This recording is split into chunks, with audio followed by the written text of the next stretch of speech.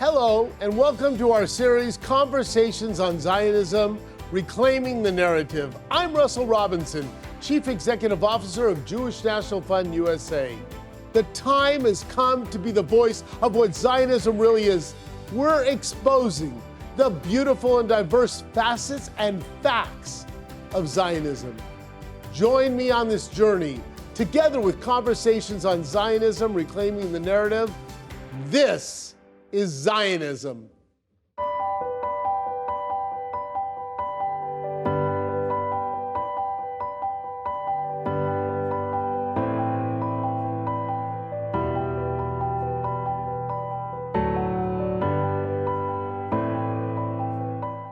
Hi, and welcome to Conversations on Zionism and our panel discussion on how the work we are doing here in the Central Arava in Israel's Negev Desert is bringing life and sustainability to countries around the world. My name is Tanya Ponsalon, and I am a mother of two barefooted children, a farmer, and the director of the Kasser Joint Institute for Food, Water, and Energy Security, a partnership of Jewish National Fund USA, the University of Arizona, and the Arava Valley. Now, the Kasser Joint Institute is quite a unique project. What it does, it really aims to develop technological solutions and research in agriculture and renewable energy and bring it to developing countries while also highlighting Israel's innovative spirit and bringing development to the Arava where I live. With me today, right 10 minutes away from me, Hani Arnon from Moshav Idan. Hani is the director of ACAT, Arava International Center for Agriculture Training. Hani uses her expertise as a farmer and an educator to bring students from developing countries from Asia and Africa to study agriculture in the desert, exposing them to technology and agriculture methods, which then they bring back to their countries, making them entrepreneurs and change makers. Hi, Hani. From Arizona, we have Greg Barron-Gafford. Greg is an assistant professor at the University of Arizona, where his research is centered on developing our understanding of semi-arid ecosystem responses and adaptation to climate changes. And in the Kasser Joint Institute, Greg is also focusing on agrivoltaic systems, which he will elaborate on just in a few minutes. Last but not least, we have from Nairobi, Kenya, Jennifer Musawa is a single mom, a social change advocate, women empowerment champion, community educator, and grassroots mobilizer from Western Kenya.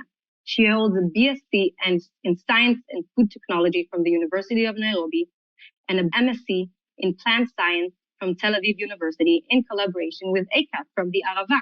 She currently works at Kalot Kenya and runs Blue Firm's social enterprise that enhances the capacity of peasant women farmers in Kinangop, Kenya. It's amazing, right? So we just got back from Kenya as our first trip as Kasser Joint Institute. Before that, we had 3 years of work, and it really started in 2019 when the partners from Arizona, University of Arizona, and the Arava came together and signed an MOU with Jewish National Fund USA. And the idea was really basic. These two partners have amazing experience and expertise in technologies and research that aim, water efficiency, renewable energy, arid land use, arid agriculture. I mean, if you know the Arava and you know Arizona, you know that they're very similar. They both have similar climates and geography a little bit. And I feel like we found partners that understand the way we work in the Arava and work together with us to do amazing things. So this is how it started. And what we actually do is that we have working committees. Hani is the co-chair of one of them. But we also have a committee that is in charge of research and a committee that is in charge of technology. And these committees are comprised of people from the Arava, from the University of Arizona, and from Jewish National Fund USA. And just imagine these people from different parts of the world, thousands of miles apart, working together, Zooming, of course, because we had COVID on our hands, and talking and exchanging ideas and data to make this world a better place. So with us today, we have Greg. Greg is representing the University of Arizona in this panel. And I want you, Greg, to share with us, can you tell us more about this partnership? What does the University of Arizona bring to the table, and why are you part of it? Why are you part of this initiative? Yeah, absolutely. Well, as you said, we've been a long time in the making, but thankfully in Kenya, we got to meet one another. And what I think is so exciting about this particular partnership is that we're both from dryland communities. We both understand how harsh geography can be, but how creative people have been for thousands of years towards finding solutions, right? So the Erva Institute and the University of Arizona coming together are looking really to affect change across the food, energy, and water systems to create more autonomy, so more independence, and also to create a more resilient future towards climate change. But it recognizes, as you mentioned, that it's not just about technical solutions. We really have to create a lasting and meaningful change. And to do that, you have to understand not only the physical system, the kind of stuff that I study, like average temperature and rainfall and projections about climate change into the future, but you have to understand the culture. How do the genders interact in these places? How do local partnerships work? How is the government structured to allow for or even enable some of the changes that we're looking for? And it's also important to understand what has held these particular communities back in terms of being able to thrive or become more resilient. And that's, as you said, part of why we went to listen to these communities, to hear from them directly.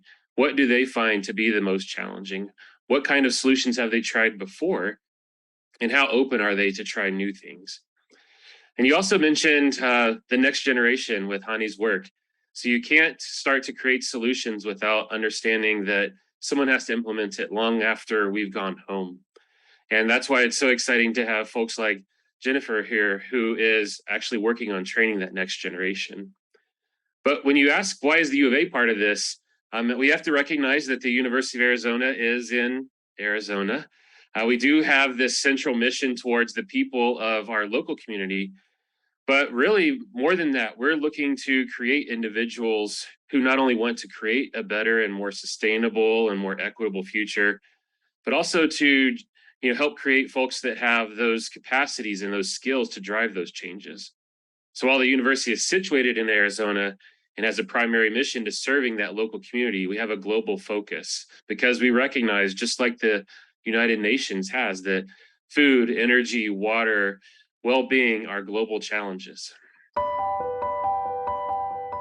I'm Zoe, and I'm from Dream Israel, an incredible teen travel initiative at Jewish National Fund USA. Let me tell you what Dream Israel is. Through this initiative, any high school student can receive a grant of up to $7,500 to put towards their study abroad program in Israel with one of Jewish National Fund USA's academic partners. How do you earn this grant? All you need to do is fundraise for a Jewish National Fund USA philanthropic project in Israel. Without this Dream Israel grant, I would not be able to be here in Israel. Thank you, Dream Israel.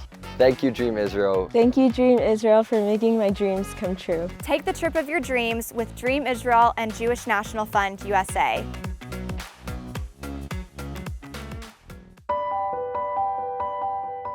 Hani, you are the co-chair of the Project Implementation Committee in the Kasser Joint Institute. So you can maybe share with us, first of all, what did we do there? And what is your committee all about?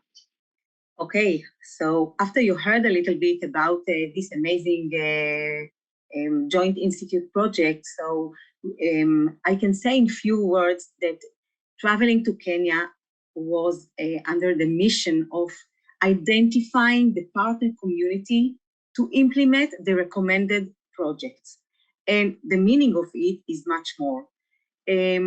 Actually, everything started with students of ACAT that recommend on 3 communities that they think can be a partner to our projects. Later on, you will hear about the project. So traveling to Kenya was an open-eye journey. It was intensive, it was tough journey. I can say that it was the first time that we were together, the representative of JNF, of University of Arizona, and the Arava in Israel. And we visit the farms, we visit the communities, we learn a lot about the agriculture there in Kenya. We learn a lot about the people, what motivates them, what challenges they face, and we try to think how we can implement the recommended project that the research committee bring to us. Actually, I focus on finding the suitable community to be partner to our projects. We were open-minded it was really amazing journey to Kenya. We discussed a lot of ideas and many things we saw by eyes, and we come back with conclusion. We come back with exact community that we think will be qualified to different projects, agrivoltaic, that you'll hear soon, and the aquaponics. Now we have to move to the next level. We have a lot of work to do, and we have to continue. It was the first step to try to find first where, to continue ask the question, what, where, and how, and with whom. So with whom we know, now we have to continue and ask more questions. I think you touched a very important point. And really, the Kasser Joint Institute is not only, I mean, we have Jennifer here from Kenya, and we were talking about Kenya and our trip there, but it's really just the beginning. And I think we all agree that what we do here and the achievements we're aiming at, we want it to affect other communities around the world. Our community in the Arava, your community in Arizona, and everywhere else that really needs, to tackle these challenges.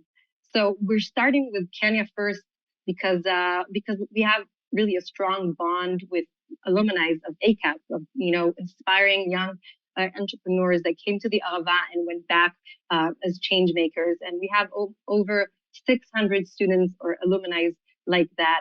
And the Arava International Center that Hani is here as the director of brings students from not only Kenya, of course, but from developing countries in Asia and Africa, and they come to study agriculture, but not just agriculture, not just technologies or, being agro-business people. They're also studying about the spirit of the Arava and the Israelis and how to turn something from nothing. If you have little resources, it doesn't mean you can't succeed. And today with us, as I introduced before, we have Jennifer Mustawa from Nairobi. And Jennifer is a graduate of not the ACAD, the diploma program, but the master's program with Tel Aviv University. And Jennifer, I want to, ask you directly, what was the Arava for you? I mean, you spent a while here. What was your experience like? It's really different. Okay, thank you so much. That's a question I always love answering, because Arava was a point of identifying myself, understanding a community aside from the academics, and it offered sense of family and sense of belonging, and also seeing people. You see, in Kenya, people believe generally that Israelis get manna from heaven, but seeing the farmers going, being in the farm for 10 hours, the resilience of the community, the organization and the preparedness was just an amazing experience. And you actually learn yourself, and you get that ownership, like owning something you want to do. For example, you see growth of ACAT from a very small idea to that big idea that has hosted several students from many developing countries around the world. And the most interesting thing, Arava compares to rural areas of Kenya, but I cannot compare it to rural areas of Kenya because I saw something unique, that in every moshav or kibbutz, you find a research institute, and even young kids are exposed to science, something that we only get exposed to when we go to university. So to me, it was a very unique, resilient experience, and the sense of family and the sense of community. People are community oriented, and I know that if you want to go far, you have to go far collectively. And that is something I saw in Arava. So thank you for that. And actually, what you just said about resilience, about working as a community, is something that we saw in many of the communities that we met in Kenya, because they work together. They realize that alone, being a small-scale farmer, is very, very hard to survive. That if you join and work as a community, there are many advantages to that. But I do want to say that I did see resilience, and I did see similarities to the pioneers and the early Zionists of Israel, of drying the swamps and trying very hard to do something better for your family. I saw that in many places that we visited. And the funny thing was that when I mentioned that we were from Israel, some of them didn't even know what that is, or they didn't connect the dots. So for you, did you know about Israel before? What did you know? Did your perspective change after this program? Okay, thank you so much. As I speak here, I don't speak for myself, but I speak for many young Kenyans who have come to Israel and shifted their paradigm. Because when we are in Arava, we talk among ourselves and we promise ourselves to do something different. So when I was growing up, or in Kenya generally being a Christian nation, most people identify Israel with Christianity, and second, terror attacks. And thirdly, as I stated before, people think Israelis just get manna from heaven. So this perspective, this perspective changed a lot.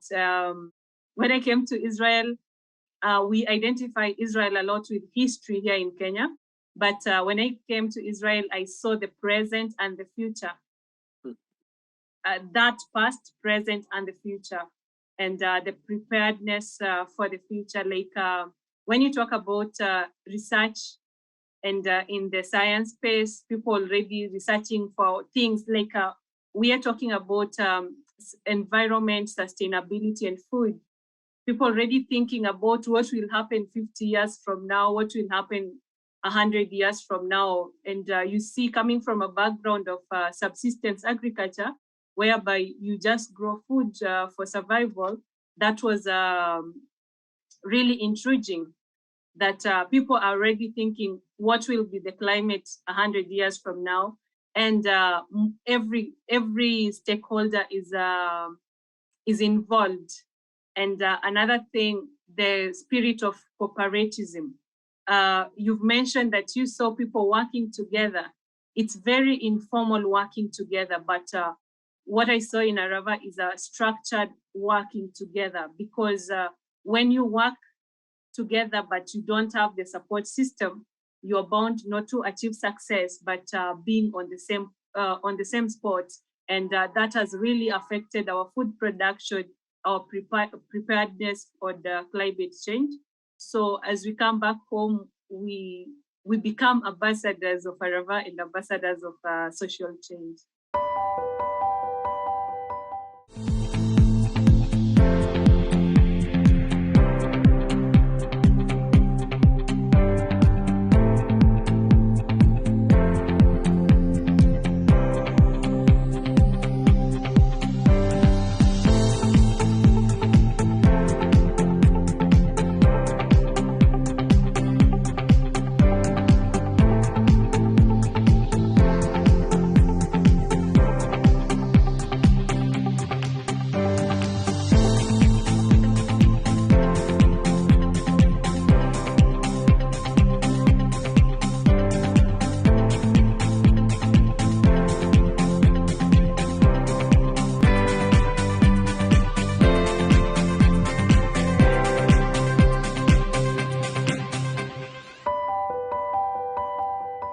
So I want to get back to Greg, because and you talked about it, Jennifer, about sustainability and climate change, and we recently got back from Kenya, and I think, Greg, when we were there as a group, each of us was looking at the meeting with the people, the communities, the fields from a different perspective.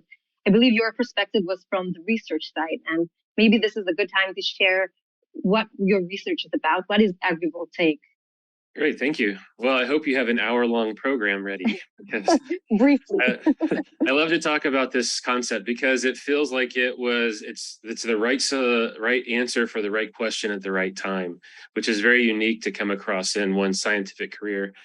But this idea of agrivoltaics, it's a word that is literally the mashup of agriculture and photovoltaics, which is the scientific word for solar panels. And so what we're doing is growing food and the understory, the shade of solar panels overhead. So we're basically sharing the sun twice on the same parcel of land. And you might ask why? Well, in some places, we are pretty land constrained, right? And so if we wanted to have a more sustainable and autonomous future in terms of renewable energy, you have to find a place for that renewable energy. And there's simply not enough rooftop solar capacity for the amount of energy that we want or that we currently use. And especially when we talk about places like East Africa, where 75% of people are not connected to a grid, you have to move beyond a small set of rooftop panels. So then where do you put all that renewable energy we want? Oftentimes it's ending up outside the city center where we grow our food. And so then it turns into a question of, would you rather have food or would you rather have energy? And so what we're saying, it doesn't have to be an either or. We don't have to give up our food resilience to create energy resilience. So rather than food versus energy, we can have food because of renewable energy generation. And what I mean by that is that the solar panels overhead give shade to those plants. We live in a very dry place. Arava is a very dry and hot place. Parts of Kenya are very hot and dry places. And so we're actually combining these two land uses in the same time to help all of them. So by growing in the shade of solar panels, these plants become less stressed. But then also every time plants open their little pores to accept carbon dioxide to do photosynthesis, they release water through transpiration. And that transpiration helps cool the underside of a solar panel. You might be thinking, so what? Well, I didn't realize that solar panels, which we see across so many sunny landscapes, are actually really sensitive to temperature. And so solar panels in Israel, solar panels in Arizona, solar panels in part of Africa are actually we need to cool them down. And engineers are working on ways to do this. We're saying, hey, let's take advantage of the biological processes here and cool them down that way. And the last part between food, energy, and water is the water. All of us are in water scarce places, and globally, places that used to not be so water scarce are becoming so. And that shade from the solar panels overhead allows us to, instead of irrigating twice daily in some instances, as we do in both Arizona, and we saw communities doing this in Africa, we're able to cut back that irrigation such that you're irrigating every other day because there's less evaporation. And you might think, well, just use less water. Some of these places don't have consistent access to water. We saw people who were spending half of their day carrying water back and forth just to sustain their food. So it feels like a really good solution right now. So really, it's a game changer, I would say.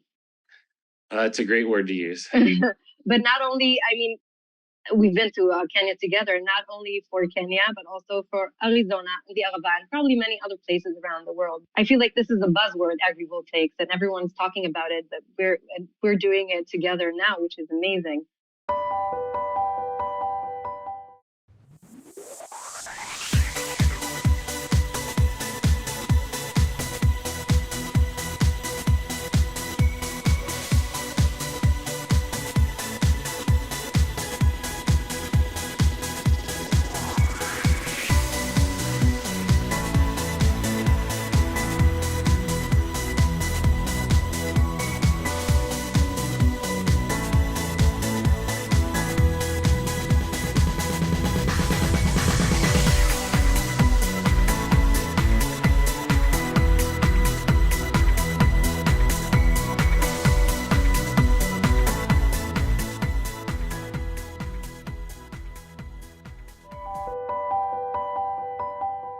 So I want to get, we're at the end of our panel session. And before I conclude, I want to go back to Hani.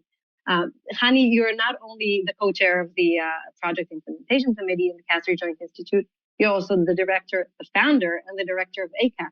How does that relate to Zionism? Because this is a panel conversation about Zionism, right? So can you connect the dots for us? Yeah, and I would love to start with the last word that Jennifer just said. She said, after the experience in Israel, we came back as ambassador of Israel to Kenya. And this is all about, it's exactly what Zionism looks like, to bring the Israeli story, the spirit, the special spirit to the whole world. The whole story is about how Israel overcome odds and challenges, how we think in a creative way, and how we believe in, if you will it, it is not a dream. Im tirtzu en zo agada in our language, in Hebrew. ACAT is an agent of change in my eyes. We bring over 1,000 students every year from developing countries, and we share with them the agriculture. For me, this is Zionism. Words like solidarity, taking care for the other, sharing the knowledge, generosity, empower people. This is Zionism, and you don't need to be Jewish or Israeli to be a Zionist. For me, when I bring Costa from Indonesia or Tida from Cambodia, when I bring Tim from Myanmar and Gasper from Tanzania, and all of them, they live with us in the Araba, and we share with them the life, the story of Israel, and when they go back home, like you heard, Jennifer, so this is for me to be a Zionist, or this is Zionism in my eyes, taking care for the others. And it has a lot of meaning for me as a second generation of Holocaust survivor. I feel I'm strong. I feel I can support others now. And I think this is what we need to do. We need to share. We need to be together. We need to take care for the people who need us the most. And it has a lot of meaning. And I'm doing it deeply with all my heart. This is my Zionism. Thank you, Hani. I will say a few words before we say our goodbyes. So for me, Zionism is not only about a strong Israel, but if we talk about a strong Israel, it's really, putting Israel on the map as a leader of change. But I want to relate to what you said, Hani. It's about working together and partnering. And I think the Kasser Joint Institute is partnering with the University of Arizona and with ACAD graduates in Kenya. And, the potential is huge. And this is what it's all about. It's about people coming together and helping other people and doing things that, change the world, but not in the cliche big way. It's little small actions that really do the change. So with that, I want to conclude, and I want to thank all of you for joining us. I want to thank Jennifer for joining us from Kenya, and I see it's sunset already, and it's getting darker here as well in Israel. Thank you, Greg, waking up so early to join us from Arizona, and thank you, Hani, 10 minutes away from me for joining this panel. I had a great discussion with you. I think you are amazing and inspiring in your own way, and I look forward to see where this is going together, of course. Thank you so much, and good morning, good evening. Bye. Bye. Thank you. Bye. To watch this and all of our past episodes, go to ZTV, our Zionism Studios YouTube page, and subscribe to get notifications.